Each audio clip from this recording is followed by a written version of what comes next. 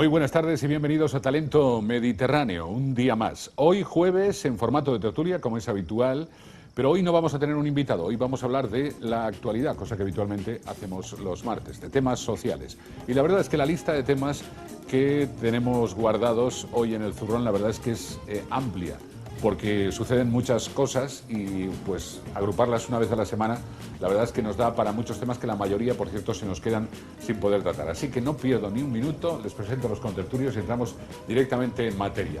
Marta Querol, buenas tardes, bienvenida. Muy buenas tardes, Vicente. Un pequeño apunte solo. Marta Querol firma ejemplares mañana de su libro en la Feria del Libro aquí en Valencia. Exactamente, a partir de las 6 de la tarde en la caseta de Bibliocafé. Esta es una semana muy bonita para nosotros. O sea que aquellos que quieran ir, solo recordarle, Marta, te veo en la tertulia, en la tele, todas las semanas. Esperamos que firmes muchos, Marta. Muy bien. Sí. Profesor San Martín, ¿qué tal la semana? Bien.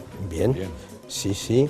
Pasé por la ribera del río Turia entre unos montañones, bueno, los farallones del cañón de Chulilla, que tienen más de 100 metros de profundidad. Qué bonita es esa zona. Extraordinariamente bonita. El único problema es que el río llevaba poca agua. Habría que preguntarse si se está respetando el caudal ecológico. Ecológico. Claro. Ya sé que no hay mucha agua, por cierto. No hay mucha agua, pero ¿recuerda usted aquellas tremendas manifestaciones de agua para todos? Sí. Pasaron a la historia. Habría que preguntarse por qué. Igual es porque ya hay agua para todos, ¿no? O igual es porque gobierna en Madrid el mismo partido que en Valencia. ¿No lo dirá usted por el informe de la CIA que se ha hecho público? No lo digo por eso. No.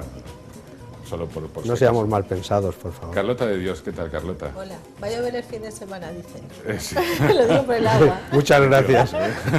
Sí, lo que pasa es que pasa de largo. La feria siempre se nos moja, ¿eh? Yo no sé cómo lo hacemos, que siempre que hay feria del libro llueve. Es como al final, llueve hacia el final. A partir del domingo por la tarde. De todas maneras, se están insubordinando, ¿eh? Sí, ya lo veo. Digo, ¿eh? Pasamos de un estado de agua máximo a un estado de sequía en apenas 2 semanas, ¿eh? Sí. O sea que en un momentito somos capaces de cambiar la estadística. No, pero estamos muy mal, ¿eh? En estos momentos se nota mucho en el campo ya. La sequía. Es que no ha llovido prácticamente desde principios de la primavera, que llovió unos días, sí. Y en el río se nota mucho, y a mí eso me preocupa, porque me gusta mucho que los ríos tengan su caudal ecológico. Porque además sabemos que a partir de dentro de nada va a dejar de llover y seguramente nos tiraremos unos cuantos meses de sequía profunda. Vamos a ver cómo va el verano, que vamos a cruzar los dedos, que no sea un verano de esos terribles. Bueno, vamos a empezar más que cosas que pasan en el campo, que por cierto también pasan en el campo, pero en la ciudad. Comerciantes del centro de Valencia, después de algunos actos vandálicos, de algunos fines de semana con actos vandálicos, han pedido al gobierno que bien, si en ayuntamientos como en Madrid o en Londres, el gobierno instala cámaras de seguridad en la calle para controlar pues que no hayan actos vandálicos, pues que se haga cargo también en ciudades, por ejemplo, como Valencia, que es una gran ciudad, de este tipo de instalaciones que tienen que ver, en definitiva, con la seguridad de los viandantes y también de los comerciantes. ¿Sería esta una práctica, digo yo, interesante a tener en cuenta? A ver, Carlota, que te veo con los ojos muy abiertos. ¿Lo de las cámaras o te da un poquito de miedo? A ver. A mí son cosas que siempre tienen dos caras, como las monedas. Una es cierto que garantizan la seguridad, pero tenemos que ser conscientes que siempre que cejamos en libertades para tener seguridad, estamos perdiendo libertades como individuos. Esto nos empieza a recordar a algunas novelas, ahora que estamos en una semana muy del libro, donde existe esa dualidad, ¿no? Claro. Si quieres más seguridad, por ejemplo. Exacto. Claro, si quieres más seguridad tienes que renunciar a la libertad, ¿no? Siempre es así. Sí, ¿tú crees que...? Yo estoy segura. Quiero decir, en la medida que tú requieres de más seguridad, me da igual si es en un aeropuerto, si es en la calle, si es donde quieras. Empiezas permitiendo que se te invada tu espacio, tu grado de libertad, de hacer lo que quieras, de ir con quien quieras, de hablar de lo que quieras, de llevar lo que quieras, y entonces empiezas a tener que desprenderte hasta de la ropa. O sea, ¿por qué? En aras de la seguridad. ¿Hasta dónde estamos dispuestos a llegar? Para mí no es la solución poner las cámaras, ¿eh? No es la solución. No, eso es, desde un punto de vista médico, sería una situación de paliar Es decir, eso lo único que hace es decir, sé la cara que tienes y dónde vives y te voy a buscar. Y si eso te asusta, pues tú te atreves menos a cometer el delito.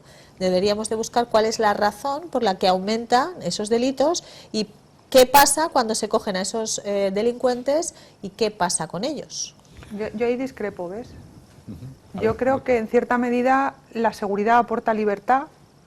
El que una persona en su casa, en su domicilio o en su comercio se encuentre segura, piense que tiene unos medios que evitan que alguien le agreda, que alguien entre, que violente su espacio, a él le dan libertad, en cierta medida, y siempre que las cámaras estén en la calle, que no invadan territorios privados, que estén en un sitio completamente público, yo creo que en cierta medida sí que ayudan a disuadir a determinadas personas de determinadas actitudes.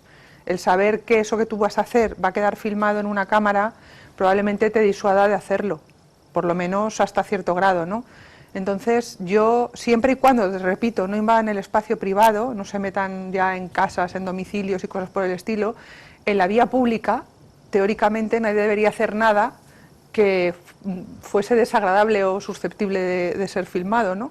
Entonces a mí en la calle no me importa y entiendo que en zonas, digamos, de determinada conflictividad, donde han tenido problemas, donde la gente ha invertido su dinero en un negocio y quieran mantenerlo pues con las vitrinas limpias, con los cristales sin romper, con la gente entrando y saliendo sin incomodidad, pues encuentren que las cámaras a ellos les aportan seguridad y esa seguridad les aporta libertad. Estaba pensando que se lo han dejado al profesor San Martín en bandeja, porque son los dos polos de esta cuestión, justo. Que los dos hablan de garantizar la libertad, pero con sistemas diferentes, ¿no, profesor San Martín? Sí, bueno, yo me inclinaría más hacia lo que Carlota ha estado diciendo, sin estar totalmente de desacuerdo con Marta. Seguridad y libertad son dos derechos fundamentales, y en democracia lo que hay que saber es conjugarlos. Lo que pasa es que el crecimiento de la seguridad suele en nuestra sociedad llevar aparejado siempre el detrimento o pérdida de libertad, de privacidad. Lo voy a decir de otra manera. Bueno, yo en un tiempo trabajaba en cosas así muy duras y siempre se planteaba el problema de la seguridad frente al terrorismo, hablando claro, ¿no? La seguridad es inalcanzable. Es completa. Sí, inalcanzable. No, pero es que incluso gradualmente, o sea, uno puede ir incrementando las medidas de seguridad, pero siempre, si estamos hablando del delito, el delito encuentra las vías para poder evadirse de esas medidas de seguridad y poco a poco se va incrementando las dosis, por ejemplo, de intervención en la privacidad para garantizar una seguridad que no se logra nunca. En ese sentido es inalcanzable. Eso por una parte. Por otra, el problema, yo diría, mayor es cuando nosotros confiamos plenamente en que la tecnología nos va a dar la seguridad, como ocurre, por ejemplo, con los comerciantes de Valencia, como ocurría en la calle Montera de Madrid, cuando entró de alcaldesa Ana Botella, que no sé si saben que se llenó toda la calle de cámaras, en una calle de prostitución. Bueno, pues si ustedes van al burger que hay en la esquina de Montera, bueno, no voy a decir el nombre de la empresa, se darán cuenta de que las cámaras siguen estando, pero no ha desaparecido precisamente de la zona el tipo de delincuencia, entre comillas, que había. Pero yo lo voy a decir de otra forma.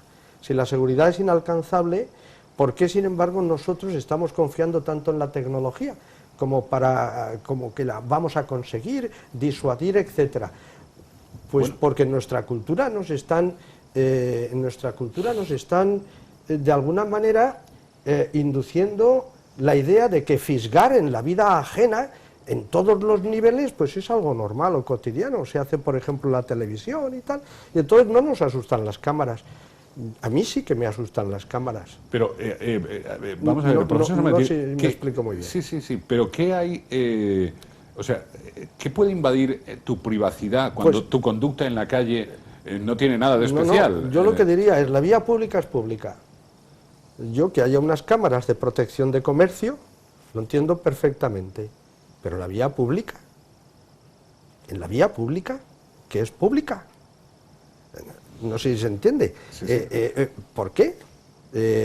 ¿Por qué tenemos que estar vigilados por el ojo del gran hermano en todas nuestras acciones? ¿Por qué?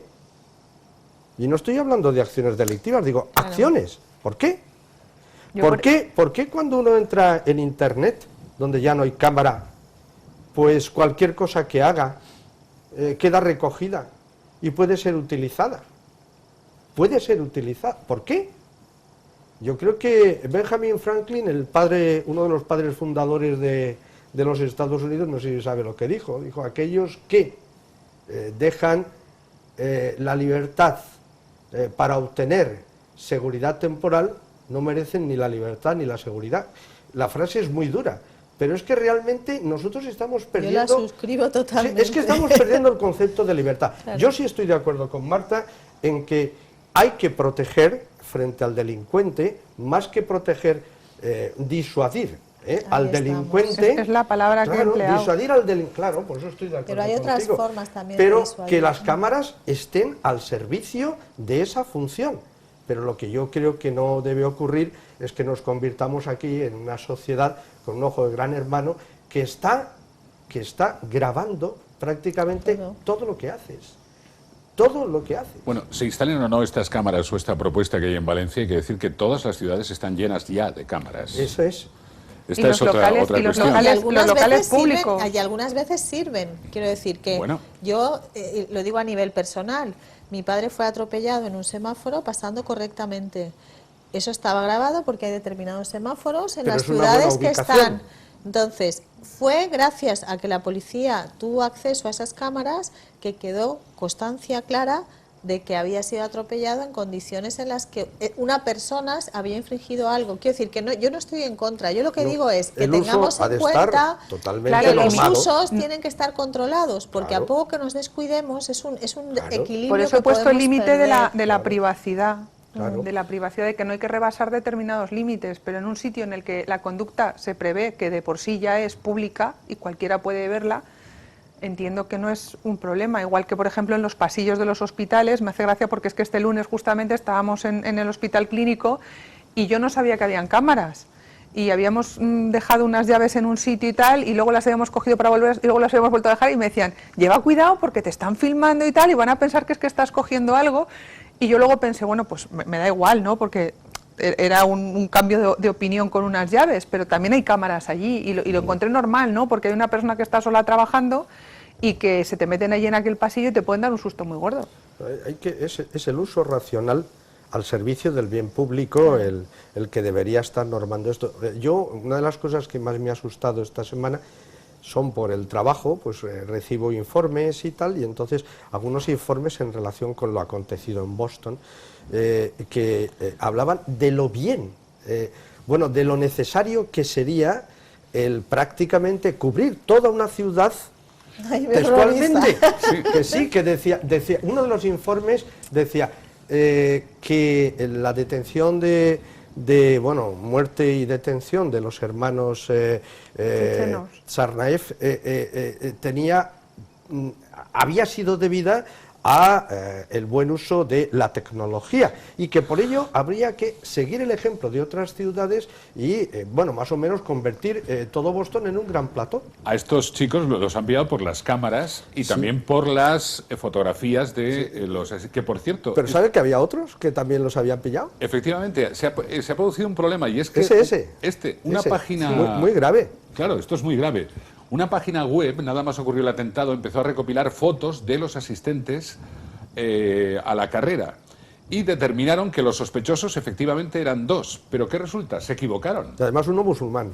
Efectivamente, uno musulmán. Tú fíjate la que liaron en Internet, tanto es así que uno de los implicados, cuando se vio que era uno de los sospechosos, claro, se asustó, se metió en su casa y fueron sus padres, creo que los que... No, vete a la policía. Sí, se entregó a la policía. Se entregó a la policía para demostrar que no era él, ¿no? Pero ya se iba a la caza, en este caso de dos inocentes, ¿no? Pero eso ya es otro fenómeno. Eso es el fenómeno de que las redes sociales se utilizan y la gente se cree ya que es Rambo, que es la policía, que es el FBI, que es todo junto y que ellos van a resolver los crímenes. Y zapatera a tus zapatos. De hecho, a mí de esa noticia lo que me llamó la atención y pensé qué prudencia han tenido, porque lo más fácil era coger al primer chivo expiatorio que entraba por la puerta y decir, tú has sido y tú te cargas con el mochuelo. Y este chico enseguida le dijeron, no te preocupes, que ya sabemos que tú no has sido, Pero claro, lleva la cruz puesta encima. Pero Marta, se hizo a partir de la existencia de filmaciones. Sí, de filmaciones y de cámaras. Claro. Por cierto, todo esto... Es decir, se puede llegar a las Pero del filmaciones. uso que hizo de eso gente que no es la que debe hacerlo. No, pero porque había filmaciones. Vamos a dejar aquí el tema porque fíjense, se ha abierto otra puerta. Esta semana, precisamente, en la Cámara de Representantes de Estados Unidos se ha votado la Ley de Protección y Compartición de Ciberinteligencia. Se llama CIPSA, que tiene tela. Sí, sí. Porque esta ley permite que tanto el Estado como con empresas privadas se comparta esta y toda la información que se tenga sobre los individuos. Eso sí que es ya el gran hermano. Pero con empresas privadas. Con empresas privadas. Con empresas privadas, la clave. Con empresas privadas. Eso sí que es el gran Y hermano luego peligroso. un día tú pagarás por tener los datos de menganito de tal, donde Y habrán el hecho... comportamiento de la gente, bueno, esto cuando es pasea, cuando gran compra, hermano, cuando esto, es decir, es lo una de Orwell, intromisión pero de total. verdad. Pero como sé que Bueno. ahí nos dejaríamos muchos minutos del programa y hoy vamos muy rapidito, vamos a hacer una pequeña pausa, pero una pausa interesante, y es para ver un pequeño reportaje que hemos preparado sobre la revista La Semana Vitivinícola, que ha publicado su guía de vinos 2013, en la que se analizan 1917 vinos y 25 aceites de oliva. Se hace un casting a los vinos y a los aceites, donde ahí ya saben que somos números 1 en el mundo. Vean este reportaje y luego continuamos. La revista La Semana Vitivinícola ya ha lanzado al mercado su guía de vinos 2013. En ella se han catado, puntuado y organizado un total de 1917 vinos y 25 aceites de oliva virgen extra. Esta guía, que pretende ser una herramienta de difusión orientada a los profesionales y el sector internacional, se diferencia del resto porque clasifica los vinos catados y puntuados según la variedad de uva mayoritaria en su elaboración. Lo que intentamos es acercar los vinos desde un punto de vista diferente a como lo hacen las otras guías. Nosotros lo que pretendemos es irnos a un marco más amplio y mucho más cercano al consumidor, como son las varietales. Y entonces lo que procuramos es clasificar los vinos en función de la variedad predominante en ese vino. El acto de presentación en sociedad tuvo como escenario un año más la sede del Consejo Regulador de Vinos de la Denominación de Origen Protegida Valencia. Es la tercera edición de esta guía de la Semana Vitivinícola y la verdad que es una guía que está teniendo muchísimo éxito, que la Semana Vitivinícola, que es podríamos decir, la revista más importante del vino, para nosotros es un orgullo que además se edite en Valencia y está hecha por valencianos. Como por tanto esta guía podríamos considerarla también como valenciana y creo que premia unos grandes vinos de toda España. Como es habitual, la guía de vinos 2013 de la Semana Vitivinícola ha distinguido a las mejores referencias en su categoría. El vino que en esta ocasión ha logrado la mayor puntuación en la categoría de tintos ha sido el Enate 1 2005, de Bodegas Enate. Cuando te dan un premio a un vino tan particular como el Enate 1, pues eso refrenda el trabajo que hemos hecho en la bodega todos. Evidentemente el trabajo siempre es un trabajo de equipo que empieza en el campo y acaba en la comercialización. Es un vino muy consistente, con una estructura en boca muy voluminosa, muy carnoso, muy denso, y que lo hace ideal pues para disfrutar de una buena compañía y de un buen plato. En blancos, el ganador ha sido Impromptu 2011 de Bodegas Hispano-Suizas. El mejor rosado ha sido Peregrino Rosado 2012 de Bodegas Gordoncelo. En espumosos, Gramona 3 lustros 2005 de Bodegas Gramona, y en generosos el ganador ha sido Matusalén de González Vías. En cuanto a los aceites de oliva virgen extra, el mejor valorado ha sido Señoríos de Relleu Coupach, de la bodega alicantina Señoríos de Relleu. Nosotros lo que intentamos hacer es, nos han dado el premio al mejor aceite, intentamos hacer un aceite de la máxima calidad posible, lo hacemos muy cerquita de aquí, en la provincia de Alicante, en la montaña de Alicante, y bueno, lo que mimamos es todo el proceso de producción, desde el árbol hasta el embotellado, para conseguir el mejor aceite posible. Todos ellos se recogen en esta guía de vinos 2013 de la Semana Vitivinícola, la única que recoge en sus catas vinos de la última cosecha. La obra incluye entre sus 416 páginas listados para obtener la mayor información en el menor tiempo posible, así como información práctica del sector relativa a superficies, producciones, consumo o mercado exterior. Bueno, nos quedamos con eso, que fíjense, el mejor aceite de Alicante, nada más y nada menos. La verdad es que aquí en la comunidad se hacen muy buenos aceites. Lo que pasa es que como siempre los hemos tenido pues muy de consumo de casa, a veces pues no les hemos dado la importancia que tenían. Ha pasado como con el vino. En el momento que hemos empezado a embotellarlos y a venderlos fuera, pues han cogido el papel protagonista, ¿no?, que de verdad tienen. Por cierto, que sepan que el tema de las aceiteras se terminó, las va a prohibir la Unión Europea.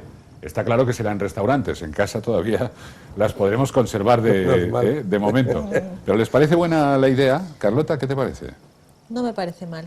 En los restaurantes, Todo lo que vaya a favor de la seguridad alimentaria me parece correcto. Que lo hacen para no dar gato por liebre o no dejar que den gato por liebre. Exacto. Esto hay que decir que nos beneficia, yo creo que especialmente a las zonas donde se hace aceite de calidad, como es nuestra comunidad, nos beneficia. Nos beneficia, y además hay una cosa que es importante y que pones en valor, y es que cuando ponen tu envase como el del vino, con una etiqueta y con una marca, cada persona que prueba tu producto sabe que está consumiendo, recuerda y luego puede incluso adquirirlo, que es lo que hablábamos en otras ocasiones, a través de internet o directamente a la cooperativa o al lugar donde sea. Ya no es necesario comprar directamente el producto en una tienda y esperar a que ese producto tenga distribución. Puedes acceder directamente a él. O sea, me parece un buen... ¿Ves? Es una buena visión. Ella que habla, trata y domina el tema de la publicidad, se convierte en una pequeña valla publicitaria encima de la mesa. Totalmente, pero o sea, no es solo una valla publicitaria, es una comunicación vinculada a una experiencia. Tú estás probando el producto a la vez que estás recibiendo la información de la marca, con lo cual es muchísimo más reforzador, porque no es algo que ves en una pantalla, es algo que ves, que usas, que degustas y que si te gusta, te vinculas. Estoy pensando, San Martín, que muchas cooperativas se tendrán que plantear empezar a hacer botellas.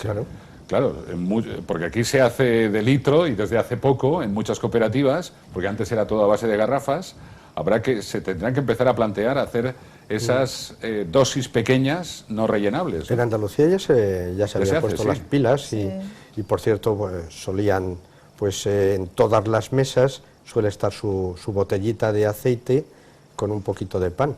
Ejemplo que podía seguirse en la Comunidad Valenciana. Correcto. Porque usted ha hablado de buen aceite en la Comunidad Valenciana, el aceite que se produce en Castellón, ¿verdad? En el norte de Castellón, o el aceite que se produce en la zona de Enguera. Pues son aceites de una calidad extraordinaria y deberían, muy bien, que se embotelle y que lo pongan en los restaurantes en la mesa de manera que se pueda degustar. Es que tú sabes los turistas que vienen aquí, claro, que luego es una manera de promocionar los productos. De hecho, se ha creado una cultura del aceite y así como antiguamente en los restaurantes sí que te podías encontrar, como decíamos, las aceiteras estas más de batalla, hoy en día en muchos restaurantes sí que te sacan la botella con su marca, distintos tipos de aceite con distintos grados de acidez y te hacen incluso, pues eso, una especie como de cata de aceites, ¿no? Pero es cierto que las cooperativas van a tener que cambiar sus procesos productivos, cambiar los sistemas de envasados, va a suponer una transformación probablemente dura, pero yo creo que a la larga les va a beneficiar. Sí. Nadie concibe que te saquen el agua en una jarra sin saber de dónde viene ese agua. Y nadie concibe que te saquen el vino en una jarra de garrafón y te digan, mire, le ponemos aquí este Rioja. Bueno, pues con el aceite va a pasar lo mismo. Y eso vamos a tener nuestra botellita y vamos a ver de dónde viene. Bien, como tenemos muy poco tiempo, voy a pedir brevedad porque la semana pasada se produjo una noticia que yo creo que es digna de valorar. Rubalcaba, en este caso, propuso eliminar los billetes de 500 euros. No solo eliminar, recordamos que esto del cambio de moneda se hizo después, por ejemplo, de la Segunda Guerra Mundial en Francia, donde la gente tenía que llevar el dinero al banco y decir de dónde lo había sacado, ¿no? Bueno, pues aquí lo que se propone es que la gente con billetes de 500 euros vaya al banco, tenga que decir de dónde los ha sacado y devolverlos. ¿Os parece buena o mala idea? A ver, San Martín. Pues no es una idea de Rubalcaba. Rapidito. Ah, ¿no? ¿De quién es? Bueno, Rubalcaba la ha vendido en España. Es una idea del Banco de América. Y lo proponía la Unión Europea. La cantidad de billetes de 500 que hay, nadie lo sabe con exactitud en la Unión Europea. Pero sí se sabe que en manos del crimen organizado puede estar del 60 al 90%, es decir, del 60 al 90% de los billetes de 500 están en manos de delincuentes. Pongamos que el 40% está en manos honradas, no les costará nada cambiarlo por billetes menores. Y eso puede tener ventajas importantísimas para la economía europea. Una, se devalúa el valor del euro en relación al dólar, por lo tanto crecen las exportaciones y por consiguiente mejora la economía de la zona euro. Claro, hay más dinero en circulación. Evidentemente. Y dos, se le da, como decía el Banco of America, hablaba de darles un susto, un sopapo al crimen organizado, que no espera. Yo no veo nada mal que se haga si es así. Por cierto, ¿sabe usted quién se ha opuesto? ¿Quién? A la medida, Draghi. El italiano. El presidente del Banco Europeo. Bueno, Europeo, sí. dicho de otra manera, el ex empleado de Goldman Sachs. Ya. Nos tenemos que marchar. Una última frase, Carlota. ¿De acuerdo? ¿O no? Con lo... Los pobres no tienen billetes liras. Esto. Yo creo que esto le preocupa a muy poca gente, Sí, pero sí, muy gorda. Le preocupa A muy alguna poca gente, pero muy gorda. Me temo que a lo mejor por ahí vendría una nueva amnistía. Bueno, lo dejamos en el aire, no está mal Qué desgracia. la puya.